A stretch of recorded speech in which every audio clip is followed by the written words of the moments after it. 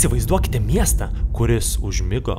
Už vaivorykštės vartų dingo džiaugsmas ir šypsanas. Kartu su vaikais Čiau Čiau ir jo draugės Pau Pabaisos leidžiasi jausmų gelbėjimo misiją.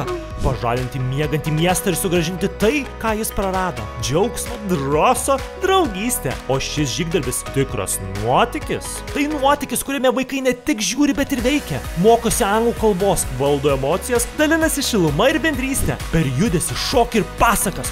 Šokam į širdį. O jei pavyks pažadinti miegantį miestą, jų laukia stebuklingos dovanėlės ir naujos supergalios. Ho, ho, ho! Tai nepaprastas spektaklis, tai mokymasis per žaidimą, emocinis ugdymas, kalbos lavinimas, visa tai su Čiau Čiau stebuklais. Spektaklis Miegančio miesto misija jau aplankė daugybę vaikų visoje Lietuvoje ir jie vis dar svajoja. Gal ir tavo miestas pasiruošęs pabusti iš sapnų? Susisiek, kol nevėlu. Superherojų skaičius Miegančio miesto sapnuose ribotas. Čiau Čiau, gyvenk smagiau. Susitikime Miegančiame mieste. Čiau.